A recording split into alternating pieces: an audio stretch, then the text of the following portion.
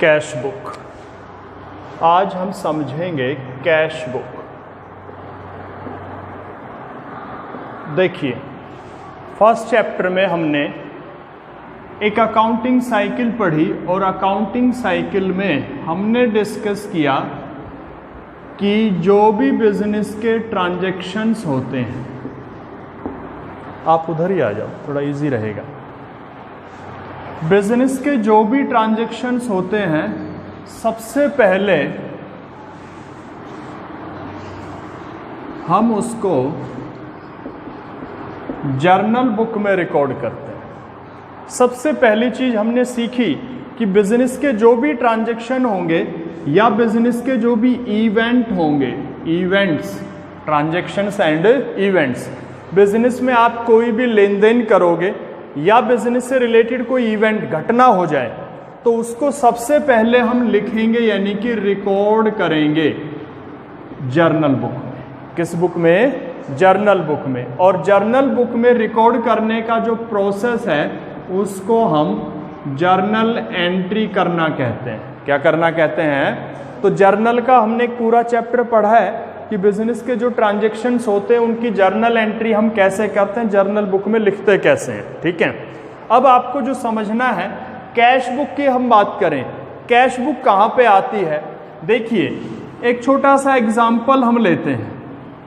छोटा सा एग्जाम्पल, कोई भी बच्चा जब पढ़ना स्टार्ट करता है, पहले नर्सरी क्लास में जाता है या प्री नर्सरी में जाता है, आपने भी वो चीज़ की होगी, तो क्या होता है, एक नोटबुक बच्चे की होती है, 3 in 1 भी कहते हैं जिसको। उसी में वो बच्चा इंग्लिश का काम उसका करवाया जाता है, उसी में हिंदी का कुछ काम करवाया जाता है, मैथमेटिक्स का। तो ये जर्नली हम देखते हैं, जब बच्चा बिल्कुल छोटी क्लास में होता है तो एक ही नोटबुक उसकी होती है, उसी में वो अपना काम कर लेता है, जो भी 3-4 जो भी सब्जेक्ट हैं। लेकिन जैसे जैसे उसका ग्रेड हाई होता है, बड़ी क्लास में आता है, तो क्या है, ये नोटबुक जो एक ही थी, ये 3-4 नोटबुक में बदल जाती है। एक ही नोटबुक, जो एक ही नोटबुक में काम होता था, जैसे वो बड़ी क्लास में आएगा तो उससे क्या होगा, इंग्लिश की अलग हो जाएगी, हिंदी की अलग हो जाएगी, मैथ्स की अलग हो जाएगी, एनवायरमेंटल स्टडीज़ की अलग हो जाएगी, ईवीएस जिसको कहते हैं। तो ये हमें कॉमन सा प्रोसेस देखते हैं कि छोटी क्लास में वो काम सारा एक नोटबुक में ही होता था, लेकिन जब बड़ी क्लास होगी तो उसकी नोटबुक अलग अलग हो जाएगी। ऐसा क्यों होता है? आप पढ़ रहे हो, अभी +1 में हो, आपका भी, और 10वीं तक आप पढ़ के आए हो, आपने भी ऐसा ही किया है, हर सब्जेक्ट की अलग अलग नोटबुक आपने बनाई है। क्या ये पॉसिबल नहीं है कि अलग अलग नोटबुक आपने बनाई, आप भी उस छोटे बच्चे की तरह एक ही नोटबुक रख लेते हैं? क्या ये पॉसिबल है? अगर आप ऐसा करोगे तो दिक्कत क्या आएगी? छोटे बच्चे ने एक ही नोटबुक में काम कैसे चलाया? उसका स्टार्टिंग में थोड़ा थोड़ा काम होता था, हाफ पेज उसने इंग्लिश का किया, हाफ पेज उसने हिंदी का किया, हाफ मैथ का किया, तो थोड़ा थोड़ा काम होता था, तो हम एक ही नोटबुक लगा लेते थे। आजकल तो उसके 3 पार्ट्स होने लगे, उसी में कुछ पेजेस इंग्लिश के होंगे, कुछ हिंदी के, कुछ मैथमेटिक्स के। ठीक है, लेकिन उसका काम कम होता था, इसलिए हम एक ही नोटबुक से काम चला लेते थे। लेकिन जब जैसे जैसे वो हाई क्लास में जाएगा, ऊंची क्लास में बढ़ेगा, उसका काम बढ़ता चला जाएगा। एक आधे की जगह 1 पेज होने लग जाएगा, 2 पेज होने लग जाएगा, 3 पेज होने लग जाएगा, एक ही सब्जेक्ट का काम बढ़ेगा ना। तो अगर एक ही नोटबुक रखी जाएगी तो वो काफ़ी बल्कि होती चली जाएगी, भारी होती चली जाएगी, मोटी लगानी पड़ेगी क्योंकि काम ज़्यादा हो जाएगा। फिर उसको मेंटेन करने में दिक्कत होगी, रख रखाव करने में दिक्कत होगी। इसलिए हम क्या करते हैं, उसको सब डिवाइड कर देते हैं। क्या कर देते हैं? उसके उप विभाजित करना, उसके कुछ हिस्से बना देना अलग अलग। भाई एक नोटबुक अलग इंग्लिश की होगी, इसमें खाली इंग्लिश का ही काम होगा, एक हिंदी की अलग होगी, मैथमेटिक्स की अलग होगी, ईवीएस की अलग होगी, साइंस की अलग होगी, सोशल स्टडीज़ की अलग होगी, तो अलग अलग हो जाता है ना। उसका एक मेन रीज़न क्या है? मेन रीज़न यही आप समझ सकते हो कि पहले कम काम होने के कारण एक नोटबुक से काम चल जाता था, अब काम बढ़ेगा तो एक नोटबुक को मेंटेन करना आसान नहीं होगा, इसलिए हमें उसके कुछ हिस्से करने पड़ेंगे अलग अलग। ठीक है, ऐसा ही बिजनेस में आप समझिए कि अगर बिजनेस आपका स्मॉल स्केल पे होता है, छोटा बिजनेस है, ट्रांजैक्शन आपके कम होते हैं, ठीक है, तो आप उन सबको एक ही बुक में रिकॉर्ड कर सकते हो, आसानी से लिख सकते हो।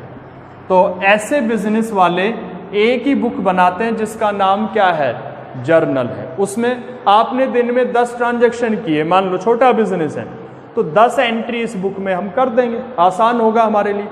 लेकिन आपका बिजनेस जैसे जैसे ग्रो करेगा, लार्ज स्केल पे पहुंचता जाएगा, बड़ा होता जाएगा, आपके क्या बढ़ते जाएंगे, ट्रांजैक्शन बढ़ते जाएंगे, लेन देन बढ़ते जाएंगे। पहले 10 लेन देन होते थे दिन में, अब दिन में 50 होने लग गए, और ज़्यादा बिजनेस बड़ा हुआ, दिन में 100 ट्रांजैक्शन होने लगे। तो आपके लिए सभी ट्रांजैक्शन को एक ही बुक में रिकॉर्ड करना एक तरह से पॉसिबल नहीं होगा, मुश्किल होती चली जाएगी। तो हम क्या करते हैं, इसी बुक का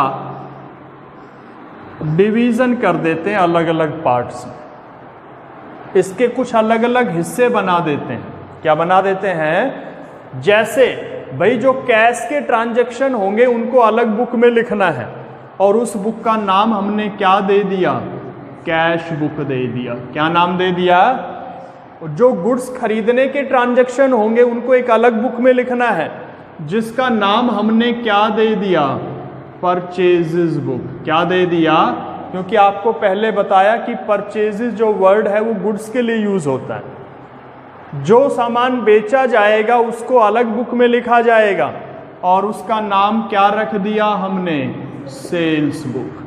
ठीक है, ऐसे ही जो खरीदा हुआ सामान अगर लौटाना पड़े उसको एक अलग बुक में लिखा जाएगा, उसका नाम हो जाएगा परचेज रिटर्न बुक। क्या हो जाएगा, परचेज रिटर्न बुक। जो बिका हुआ सामान किसी कारण से वापस आ जाए उसको एक अलग बुक में लिखा जाएगा, उसका नाम क्या होगा, सेल्स रिटर्न बुक। ठीक है, ऐसे ही अगर आपने किसी से बिल लिया है, कोई ट्रांजैक्शन उधार का किया और आपने उससे रिटर्न में एक बिल ले लिया, अभी उसने लिख के दे दिया आपका ये पैसा मैं इतने टाइम में दे दूंगा, उसको कहते हैं बिल्स रिसीवेबल। बिल्स रिसीवेबल आने वाले चैप्टर्स में हम पढ़ेंगे। उसके लिए लिखने के लिए अलग बुक होगी जिसका नाम होगा बिल्स रिसीवेबल बुक। ऐसे ही हमने किसी से क्रेडिट में ट्रांजैक्शन किया, उधार में सामान खरीदा और उसने हमसे रिटर्न में एक ले लिया जिसको बिल्स पेबल कहते हैं, उसके लिए एक अलग बुक होगी। ये अलग अलग चैप्टर आएंगे, पूरी डिटेल में हम पढ़ेंगे। तो आपको खाली अभी यहाँ ये समझना है कि अगर बिजनेस स्मॉल स्केल पे होगा तो उसके ट्रांजैक्शन कम होंगे, उनको हम एक ही बुक में लिख देंगे जिसका नाम क्या होगा, जर्नल, जो हम चैप्टर पीछे सीख के आए हैं। लेकिन बिजनेस जब लार्ज स्केल पे पहुंच जाता है, ट्रांजैक्शन बढ़ जाते हैं, तो एक ही बुक में रिकॉर्ड करना पॉसिबल नहीं होता। फिर हम इस बुक का सब डिवीजन कर देते हैं। क्या कर देते हैं, उप विभाजन कर देते हैं, अलग अलग हिस्सों में बांट लेते हैं और उन सब हिस्सों को अलग अलग नाम दे देते हैं। तो इसी में सबसे पहले क्या आता है, कैश बुक। क्या आता है, इनको हम कहते हैं सब्सिडी बुक। क्या कहते हैं, सब्सिडी बुक्स, सहायक पुस्तकें या बुक्स ऑफ ओरिजिनल एंट्री भी कहते हैं इनको। तो अभी आपको खाली ये समझना है कैश बुक कहाँ से आएगी। जब बिजनेस लार्ज स्केल पे होगा तो जर्नल बुक को हम सब डिवाइडेड कर देंगे अलग अलग पार्ट्स में, तो उसमें एक हिस्सा किसका होगा या एक बुक कौन सी होगी, कैश। ठीक है, तो ये पूरा चैप्टर कैश बुक से रिलेटेड है कि भाई कैश बुक बनेगी कैसे, कैसे बनानी है हमें कैश बुक। ठीक है, वो हम सीखने वाले हैं। तो पहली चीज़ तो यही थी, कैश बुक का जिक्र आया कैसे। तो जब बिजनेस आपका बढ़ेगा तो आपके ट्रांजैक्शन बढ़ेंगे, तो आपको अपनी जर्नल बुक के अलग अलग पार्ट करने पड़ेंगे। उसमें एक पार्ट किसका होगा, कैश बुक का, या एक बुक कौन सी होगी, कैश बुक। तो इस तरह से कैश बुक का जिक्र आता है। अब कैश बुक बनाई कैसे जाएगी, तरीका क्या है, वो हमें सीखना है। कैश बुक की हम बात करें, कैश बुक कई तरह की बनती है, मोस्टली 4 टाइप्स की है। कितने टाइप्स की? सबसे पहले आता है सिंगल कॉलम कैश बुक। कौन सी है भाई? पहला जो टाइप है सिंगल कॉलम कैश बुक, एक खाने वाली कैश बुक, ठीक है। सेकंड हम सीखेंगे, स्टेप बाय स्टेप सीखेंगे, डबल कॉलम कैश बुक। कौन सी सीखेंगे? 2 खाने वाली, ठीक है। फिर आता है ट्रिपल कॉलम कैश बुक, 3 खाने वाली, ठीक है। और लास्ट में हम सीखेंगे petty cash book. Petty cash book जिसको लघु रोकड़ बही कहते हैं। तो भाई ये स्टेप बाय स्टेप हम इस चैप्टर में सीखने वाले हैं। ये पूरा चैप्टर कैश बुक से रिलेटेड है, कैश बुक के बारे में पूरी डिटेल हम सीख जाएंगे इसमें। तो कैश बुक सिंगल कॉलम की कैसे बनेगी वो हमें सबसे पहले सीखनी है, ठीक है। तो सिंगल कॉलम कैश बुक कैसे बनती है, उसका फॉर्मेट, और उसमें आप ट्रांजैक्शंस को लिखोगे कैसे, रिकॉर्डिंग कैसे करोगे। देखिए इसका फॉर्मेट समझिए पहले आप, सिंगल कॉलम कैश बुक बनेगी कैसे।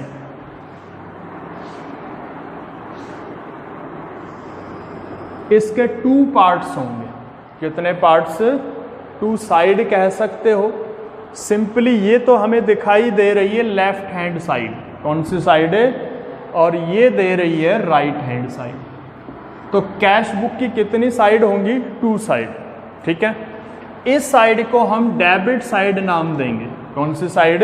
क्योंकि अकाउंटिंग की जब हम बात करें, अकाउंटेंसी में जो भी बात है, चाहे उसकी रिकॉर्डिंग हो चाहे उसकी अकाउंटिंग हो, हम करते हैं हमेशा डेबिट और क्रेडिट के बेसिस पे। किसके बेसिस पे? जैसे आपका मैथमेटिक्स है, उसमें ऐड और सब्ट्रैक्शन और मल्टीप्लिकेशन यही बेस होता है ना, सारा कैलकुलेशन इन्हीं के बेसिस पे होती है। तो अकाउंटिंग में जो भी हम रिकॉर्डिंग करते हैं, अकाउंटिंग करते हैं, वो सब डेबिट क्रेडिट के अकॉर्डिंग होती है। किसके अकॉर्डिंग? तो इस साइड को हम क्रेडिट साइड नाम देंगे, debit side and credit side. और कोई भी अकाउंट आप बनाओ, ये साइड हमेशा डेबिट साइड रहेगी, ये कौन सी रहेगी? Credit side. अब डेबिट साइड जो है, इसमें हम क्या क्या लिखेंगे? सबसे पहला जो कॉलम इसमें लिखा जाएगा या बनाया जाएगा वो होगा डेट का। किसका? डेट। कोई भी ट्रांजैक्शन आपने किया, क्योंकि जब हम रिकॉर्डिंग की बात करते हैं, अब एक छोटा सा एग्जांपल ले लो, कहीं भी रिकॉर्डिंग की बात होगी, सही तरीका है रिकॉर्ड करने का डेट के हिसाब से करना। किसके हिसाब से? आप अपनी एक फेयर नोटबुक बनाते आए हो हर सब्जेक्ट की, उसमें आप रोज का काम करते हो सही तरीके से, तो उसमें भी एक डेट आप लिखते हो, भाई ये उस डेट का काम है। आप पड़ोस वाले से दूध लेते हो, उसका हिसाब रखते हो, उसमें भी एक डेट रखते हो। तो रिकॉर्डिंग तो तभी सही मानी जाएगी जब उस प्रॉपर डेट वाइज हो। किस वाइज हो? तो अकाउंटिंग में भी जो भी हम अकाउंटिंग करते हैं, रिकॉर्डिंग करते हैं, वो डेट के अकॉर्डिंग करते हैं। आपने कोई ट्रांजैक्शन लिख दिया, डेट नहीं लिखी, बाद में चेक करने गए तो पता ही नहीं चला ये ट्रांजैक्शन कब हुआ था। डेट लिखी होगी तो उसका पता चलेगा ना, भाई इस डेट को इतने रुपए का ट्रांजैक्शन हुआ था, ठीक है।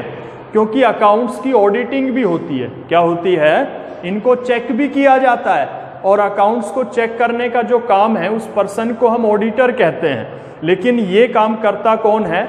ये करता है सीए, चार्टर्ड अकाउंटेंट। कौन करता है?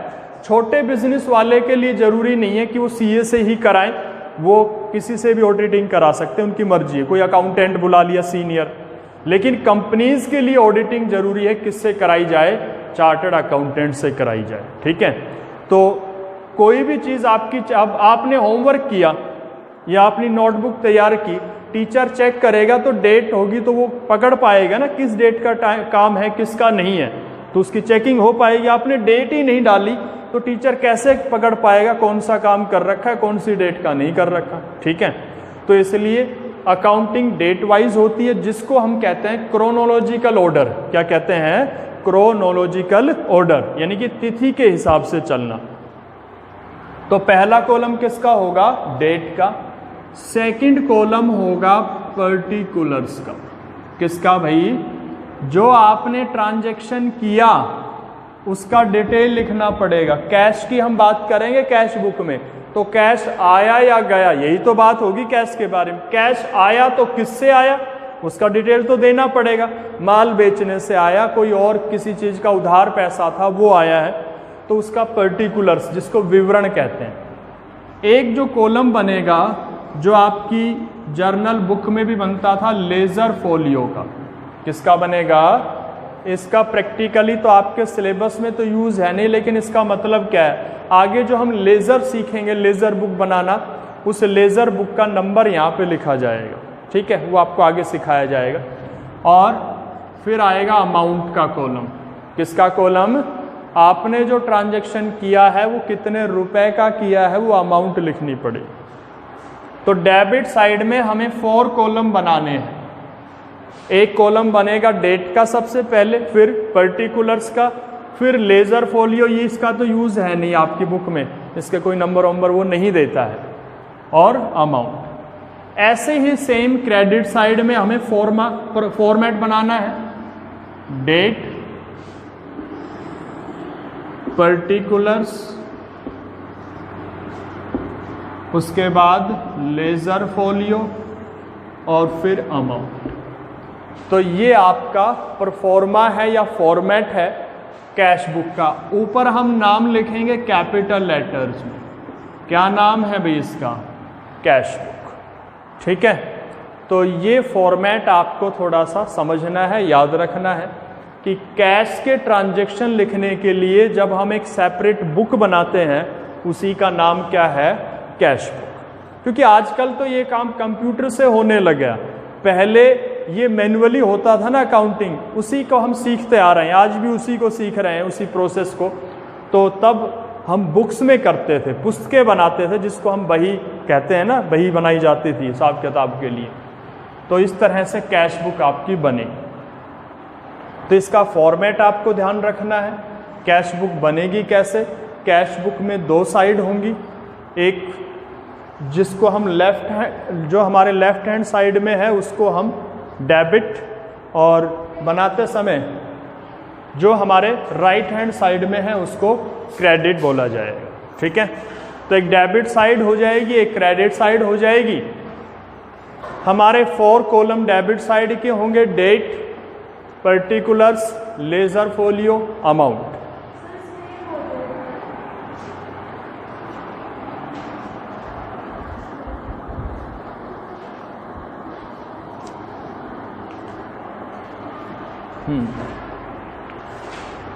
कुछ बुक्स में एक कॉलम और है, क्योंकि आपके सिलेबस में प्रैक्टिकली इनका यूज नहीं है। एक कॉलम और है, वाउचर नंबर। क्या है भाई, वाउचर नंबर, कैश बुक का ही है ये।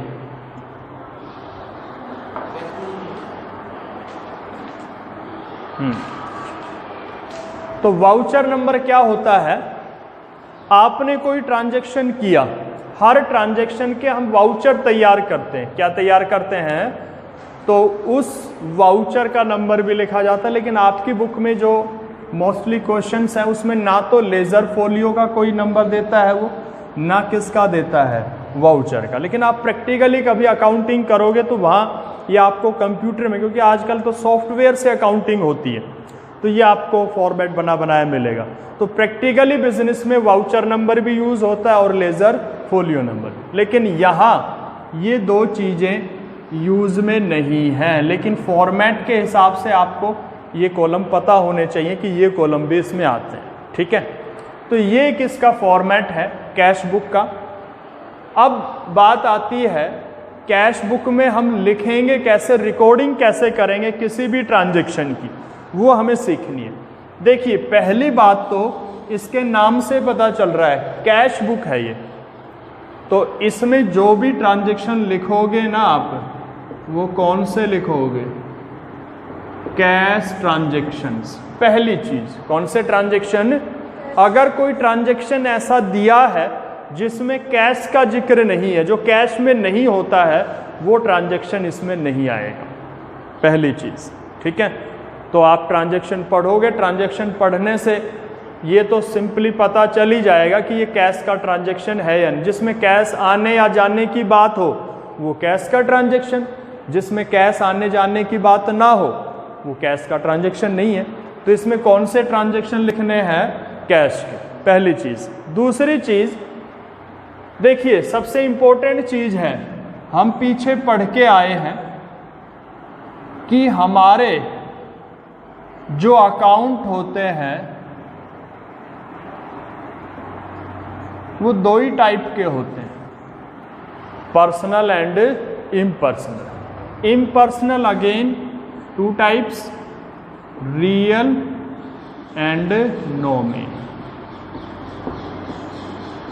तो हमारे बिजनेस के जितने भी आइटम होते हैं उन्हीं के हम अकाउंट बनाते हैं, वो इन तीनों कैटेगरी में ही आते हैं। चौथी कैटेगरी तो है ही नहीं। या तो वो पर्सनल अकाउंट का आइटम होगा, या रियल का होगा, या नॉमिनल। इनके मीनिंग भी हमने डिस्कस किए थे और इनके रूल भी हमने डिस्कस किए थे।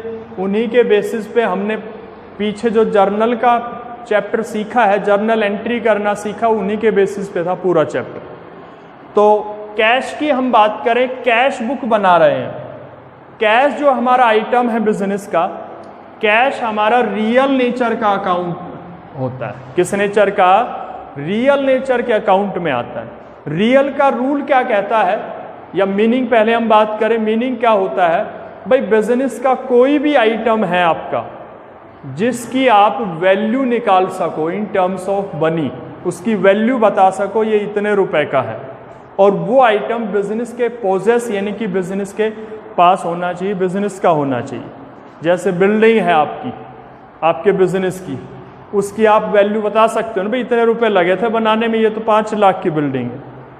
फर्नीचर आपके पास रखा हो, भाई ये इतनी डेस्क रखी हुई है और ये एक डेस्क हमने इतने रुपए खरीदी, टोटल इतने रुपए का फर्नीचर हो गया, ये तो वैल्यू निकाल सकते हो ना।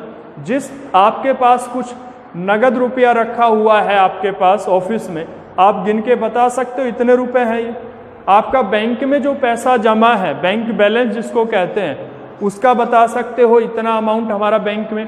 तो जिस आइटम की आप वैल्यू कैलकुलेट कर सको ना, और वो आइटम बिजनेस का होना चाहिए, ये नहीं किसी और का हम उसकी वैल्यू निकाल लेंगे। बिजनेस के पोजेस में हो, बिजनेस के पास हो वो आइटम, और उसकी वैल्यू आप मॉनेटरी फॉर्म में बता सको, वो किस में आता है? आइटम रियल अकाउंट में आता है। किस में आता है? तो कैश का मतलब नगद रुपया, नगद रुपए को आप गिन के बता सकते हो ना, भाई इतना रुपया है ये। तो कैश आपका रियल अकाउंट का आइटम है। किसका आइटम है? याद रखना इसको हमेशा। और अब बात करते हैं रियल अकाउंट का जो रूल पढ़ा था, वो पढ़ा था debit what comes in, credit what goes out, यही था रूल।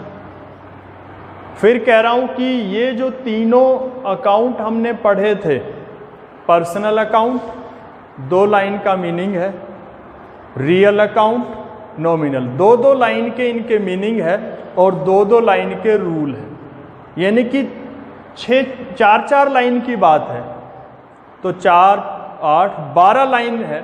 ये 12 लाइन आपके अकाउंटिंग में सबसे ज़्यादा इम्पोर्टेंट है। जिसने ये क्लियर समझ लिया इन चीज़ों को, उसको अकाउंटिंग में दिक्कत नहीं आएगी। पूरा अकाउंटिंग इन्हीं पे बेस्ड है, ये लगा लो। तो रियल कैश की हम बात कर रहे हैं। कैश बुक में कैश हमारा जो आइटम है किस अकाउंट में आता है? रियल अकाउंट में, जिसका रूल क्या पढ़ा हमने?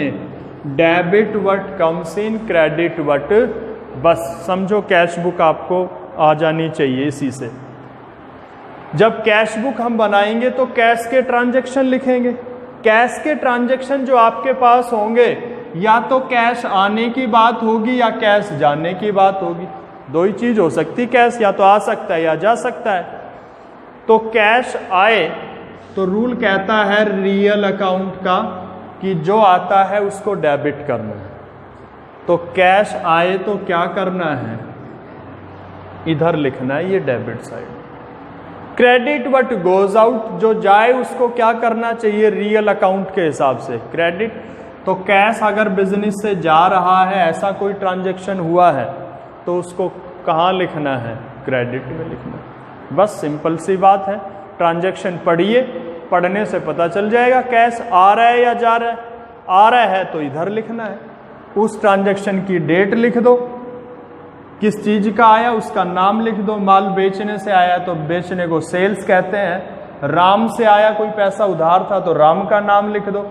जिस भी चीज से आ रहा है उसका नाम लिखना है और जितना आ रहा है उसकी अमाउंट लिखना है। 3 चीजें हमें लिख देनी है, तीनों क्वेश्चन में बताएगा। कैश आया, किस डेट को आया, किस से आया, कहाँ से आया यानी कि, और कितना आया। जाने की बात हो तो क्रेडिट में दिखानी है, वही उसकी डेट लिखनी है। पैसा गया तो किस चीज का गया, आपने किसी को दिया, कोई चीज खरीदी, उसका डिटेल लिखना है और उसका अमाउंट। ठीक है, ये सिंपल सा तरीका है कैश बुक में ट्रांजैक्शन को लिखने का। अब और हम थोड़ा सा आगे चलते हैं। देखिए ये चीजें आप प्रैक्टिकली समझते जाइए, इनमें कुछ रटना नहीं है, रटोगे तो ज्यादा दिन काम चलेगा भी नहीं। कैश बुक में हम कैश की बात करेंगे, नाम से ही पता चल रहा है। अब स्कूल की बात आ जाए, जहां पे स्कूल की बात आएगी तो समझो उसमें पढ़ाई की बात होगी, सीधी सी बात है ना। तो जब कैश बुक का जहां पे भी जिक्र आए तो समझो उसमें कैश की बात करनी है। और हम अकाउंटिंग पढ़ रहे हैं, अकाउंटिंग में तो हम क्या करते हैं, अपनी चीजों को लिखते हैं जो बिजनेस में हमने ट्रांजैक्शन किए, यानी कि उनकी रिकॉर्डिंग करते हैं, अकाउंटिंग करते हैं। तो कैश बुक में कैश के ट्रांजैक्शन की रिकॉर्डिंग करनी है। ठीक है, अब कैसे करनी है, फॉर्मेट आपको बताया कि कैश बुक की 2 साइड होंगी, एक डेबिट साइड और एक कौन सी, क्रेडिट साइड। उसमें ये कॉलम हम बनाएंगे, डेट का, particulars, voucher number, laser folio, amount का। ठीक है, अब कोई भी चीज डेबिट में कब लिखनी है, क्रेडिट में कब लिखनी है, उसके लिए इस पे आ जाते हैं कि कैश जो आइटम है वो कौन से नेचर के अकाउंट में आता है, रियल अकाउंट में आता है। और रियल अकाउंट का जो रूल है उसके अकॉर्डिंग आपको चलना पड़ेगा। जो रूल कह रहा है कि आए तो डेबिट करो और जाए तो क्रेडिट। ठीक है, ये इसका बेसिक फॉर्मूला है या तरीका है या रूल है कैश बुक बनाने का। अब देखिए आगे बढ़ते हैं, कुछ ट्रांजैक्शन भी हम लेंगे, लिखेंगे, और कैश बुक बनेगी कैसे वो हम सीखेंगे। ये तो हमने बेसिक बात समझी है कैश बुक बनती कैसे। देखिए कुछ रूल हैं जो चले आ रहे हैं पहले से ही। आप डेबिट साइड में कुछ भी लिखोगे, कोई भी ट्रांजैक्शन लिखोगे, उसके साथ टू लगाना है। क्या लगाना है, ये रूल है। और क्रेडिट साइड में जो लिखोगे उसके साथ क्या लगाना है, बाई। ये चीज आपको याद रखनी है। कैश बुक बनाओगे या कोई भी आगे हम अकाउंट बनाना भी सीखेंगे, हर आइटम का अकाउंट बनाओगे, 2 चीजें हमेशा याद रखनी है कि कोई अकाउंट बनवाएं या कैश बुक बनाएं, ये साइड डेबिट साइड रहेगी हमेशा, ये साइड कौन सी रहेगी, क्रेडिट साइड। इस साइड में टू लगा के लिखा जाएगा जो भी हम आइटम लिखेंगे या ट्रांजैक्शन लिखेंगे, इधर क्या लगाएंगे, बाई। ऐसा रूल है। ठीक है, अब ये रूल पहले बनाया गया था तो उसी के अकॉर्डिंग चल आ रहा है। ठीक है, चलिए अब हम लिखना सीखते हैं। आप क्वेश्चन लोगे, क्वेश्चन में कुछ ट्रांजैक्शन वो आपको बताएगा। क्या बताएगा, ट्रांजैक्शन। भाई ये ट्रांजैक्शन हुए बिजनेस में। अभी अभी हमने डिस्कस किया उन ट्रांजैक्शन, बहुत से ट्रांजैक्शन होंगे बिजनेस में, कई तरह के लेन देन होते हैं। आपको उन्हीं ट्रांजैक्शन को लिखना है इस कैश बुक में जो किसके हों, कैश के हों। किसके हों, अगर कोई ट्रांजैक्शन नॉन कैश का है उसको नहीं लिखना है इस कैश बुक। और वो आपको पढ़ने से पता चल जाएगा कैश की बात इसमें है या नहीं है, कैश आ रहा होगा या जा रहा होगा। ठीक है, लिया जा रहा होगा या दिया जा रहा होगा, यही तो चीजें होंगी। अब हम बात करते हैं, जब इसकी स्टार्टिंग हम करेंगे, अगर आपके पास कुछ कैश पहले से भी है, ऐसा भी तो होगा, कुछ आपके बिजनेस में कैश पहले भी मिलेगा। ये तो है नहीं कि आपके पास 0 कैश है और आप फिर कैश के ट्रांजैक्शन करने लगे। ऐसा कोई बिजनेस नहीं मिलेगा जिसमें कैश ना हो, कैश जरूर मिलेगा। ठीक है, हर बिजनेस में चाहे थोड़ा हो सकता, मिलेगा जरूर। यानी कि आपके पास कैश का स्टार्टिंग का कुछ क्या बताएगा, बैलेंस क्या बताएगा। तो कैश बुक हम बना रहे हैं तो कैश तो हमें लिखना ही है, तो सबसे पहले आपको उसका बैलेंस जो दिया होगा, शुरू का जो बैलेंस होता है उसको हम अकाउंटिंग लैंग्वेज में कौन सा बैलेंस कहते हैं, ओपनिंग बैलेंस। भाई शुरू में कैश इतना है उसके पास, ओपनिंग का मतलब जिस महीने की हम कैश बुक बना रहे हैं, 1 तारीख के शुरू में हमारे पास जो कैश रखा है वो कौन सा बैलेंस है, ओपनिंग। तो आपको क्वेश्चन में, मोस्टली क्वेश्चंस में कैश का पहले क्या दिया होगा, ओपनिंग बैलेंस। क्या दिया होगा उसको आप यहां लिखोगे, उसकी डेट डाल दोगे, मान लेते हैं 1 अप्रैल 2020 है, अप्रैल की हम कैश बुक बना रहे हैं, तो अप्रैल का जो कैश बुक बनेगा वो 1 अप्रैल से लेकर 30 अप्रैल में जो ट्रांजैक्शन होंगे कैश के वही तो लिखे जाएंगे इसमें। तो 1 अप्रैल को जो हमारे पास बैलेंस होगा कैश का वो कौन सा बैलेंस कहलाएगा, ओपनिंग बैलेंस। उसको यहां लिखना है balance brought down, BD. Opening balance के साथ हम ब्रॉट डाउन लिखते हैं हमेशा। ब्रॉट डाउन का मतलब क्या है, एक ये वर्ड यूज होगा बार बार, कैरी डाउन, एक होगा ब्रॉट डाउन। ये वर्ड यूज होगा क्लोजिंग बैलेंस के लिए और ये होगा ओपनिंग। ओपनिंग बैलेंस आया कहां से, आपके पास पीछे जो बैलेंस होगा वही तो चल के ओपनिंग बना। आज 1 अप्रैल को जो कैश है वो कहां से आया, जो 31 मार्च को होगा आपके पास, पिछले साल के या पिछले महीने के आखिर का है, इसका इस महीने या साल का क्या बन गया, वो ओपनिंग। तो ये ब्रॉट डाउन किया है, पिछला लाके हमने लिखा है, ठीक है। तो सबसे पहले ओपनिंग बैलेंस लिख दोगे जितना भी दे रखा, ठीक है। फिर बाकी ट्रांजैक्शन हम पढ़ेंगे, वो आपको ट्रांजैक्शन बताएगा। अगर कोई ट्रांजैक्शन कैश का आता है, किसका आता है, वो हमें लिखना है, इस रूल के साथ चलना है। अगर उसमें कैश आ रहा है तो इधर लिखोगे, जैसे सेल से आता है, नगद माल बेचा ऐसा कहा उसने, तो मान लो डेट दे रखी है 4 अप्रैल डाल देंगे। 2 कहाँ से आया, सेल्स, सेल्स का नाम लिख दो, जो अमाउंट दे रखा है अमाउंट लिख दो, ठीक है। उसके बाद और ट्रांजैक्शन हमने पढ़े, उसमें पेमेंट की बात आई, कैश देने की बात आई। मान लो उसकी डेट दे रखी है 8 अप्रैल, 8 अप्रैल लिख दो। हमने किराया दिया, पैसा गया, क्रेडिट में दिखाओगे किस नाम से, रेंट अकाउंट के नाम, जो भी अमाउंट, ठीक है। उसने गुड्स परचेज किया, सामान खरीदा, वो पैसा गया, डेट है 10, आप यहाँ दिखा दोगे गुड्स परचेज करते हैं तो परचेजेज, उसका अमाउंट।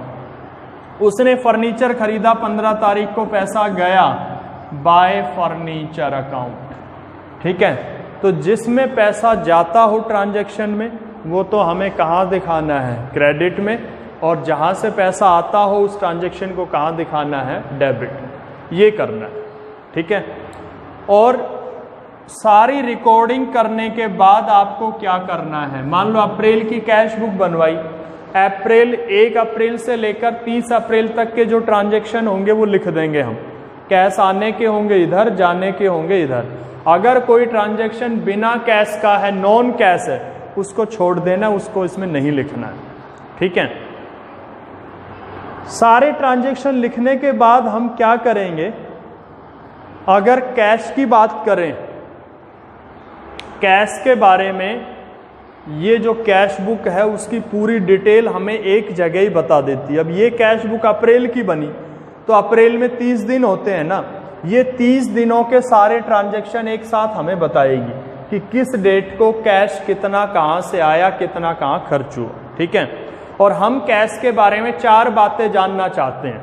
कितनी बातें, 4। शुरू में कैश कितना था, कैश आया कितना, कैश गया कितना, कैश आखिर में बचा कितना। 4 चीजें चाहिए ना हमें कैश के बारे में, पूरी डिटेल 4 बातें आती है। शुरू में कैश कितना था भाई वो पता हो, आया कितना कहाँ से, गया कितना और बचा कितना। तो ये बुक चारों चीजें हमें बताएगी। शुरू में तो ओपनिंग लिखा हुआ है, शुरू में कितना था यहाँ से पता चलेगा, कितना कैश आया इधर वो एंट्रियां होंगी सारी, कितना कैश गया इधर एंट्रियां मिलेंगी। और जब इसको हम क्लोज करेंगे ना तो ये साइड आपकी ज़्यादा आएगी हमेशा, ये साइड कम आएगी।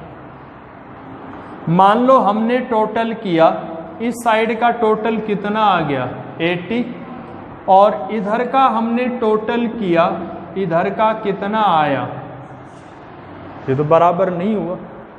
जबकि बुक जब हम क्लोज करेंगे या कंप्लीट करेंगे, पूरी करेंगे, तो इसकी दोनों साइड बराबर दिखानी है। कैसे दिखानी है? तो इधर का टोटल भी कितना दिखाना है 80। अब इनका दोनों का डिफरेंस कितना है 20, कितना है 60 टोटल आ रहा है ना इनका, और करना कितना है 80।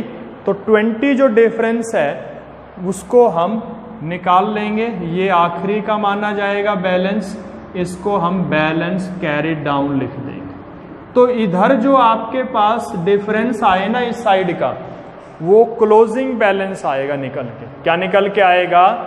इसका मतलब क्या हुआ समझ लो, ये साइड बता रही है इतना पैसा शुरू में था, इतना इतना आया, टोटल कितना आ गया आपके पास 80।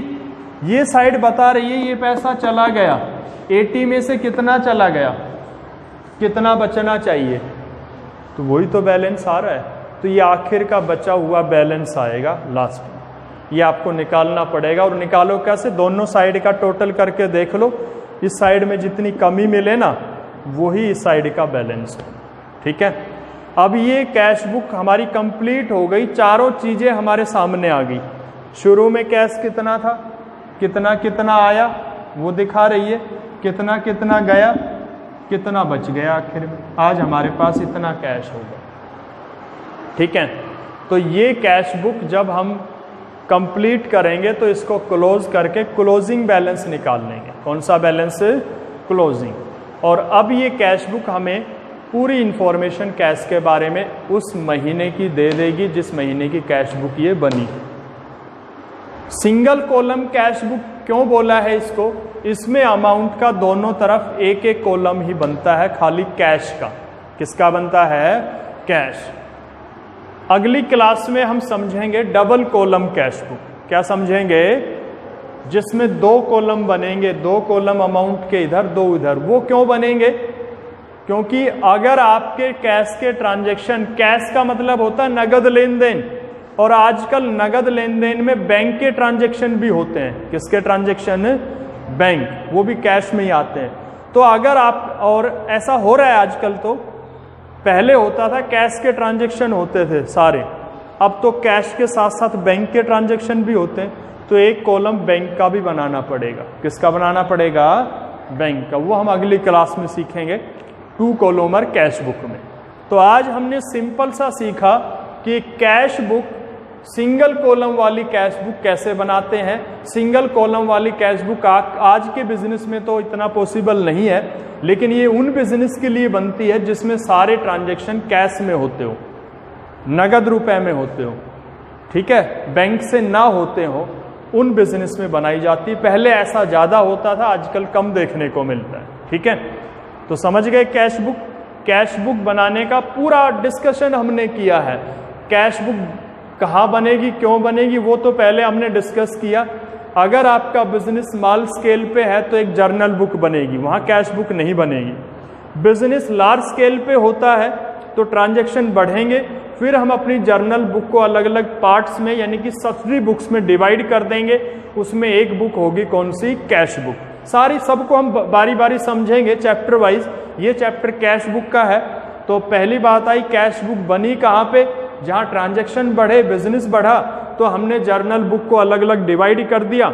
उसमें एक बुक किसकी थी? हमारी कैश बुक। इसका फिर हमने फॉर्मेट डिस्कस किया। 2 साइड होंगी, डेबिट और क्रेडिट साइड, अलग अलग कॉलम बनेंगे दोनों साइड में। कैश बुक जब हम बनाएंगे तो कैश के ट्रांजैक्शन लिखेंगे। कैश जो हमारा आइटम है, रियल अकाउंट का आइटम है, जिसका रूल कहता है debit what comes in, credit what goes out. तो इसमें आप कैश के ही ट्रांजैक्शन लिखोगे, और लिखोगे तो इस रूल को फॉलो करोगे। ओपनिंग बैलेंस दे रखा है तो ओपनिंग बैलेंस से स्टार्ट करोगे। कैश आए वो ट्रांजैक्शन डेबिट में दिखा दो, डेट लिख के उसके नाम से टू लगा के, और कैश जाता हो तो क्रेडिट में दिखाओ, डेट लिख के बाई लगा के, ठीक है। आखिर में दोनों साइड का टोटल कर दो। टोटल करोगे तो बहुत कम चांस से दोनों साइड का टोटल बराबर आ जाए। अगर बराबर आ जाता है तो कोई बैलेंस नहीं आएगा आखिर का, उसका मतलब होगा उतना ही पैसा आया उतना ही पैसा गया, आपके पास कुछ नहीं बचा है आज। लेकिन ऐसा नहीं होता है, क्लोजिंग बैलेंस जरूर आएगा, ठीक है। तो ये साइड ज्यादा मिलेगी, इसका टोटल कम मिलेगा, जो डिफरेंस आए वो क्लोजिंग बैलेंस माना जाएगा, उसको बाय बैलेंस कैरी डाउन के नाम से लिख लेंगे। अब ये कैश बुक उस महीने की पूरी डिटेल हमें बता रही है, ओपनिंग कैश कितना था, कितना कैश आया, कहाँ कहाँ से कितना कैश गया, और आखिर में कितना है, ठीक है। तो आप अपनी बुक से कैश बुक के जो स्टार्टिंग के सिंगल कॉलम कैश बुक के जो आइटम क्वेश्चंस हैं वो आप करके देखो, ठीक है। और कोई प्रॉब्लम होगी तो मुझसे पूछोगे, ठीक है। नेक्स्ट क्लास में हम अगला जो इसका टाइप है डबल कॉलमर कैश बुक वो डिस्कस करेंगे।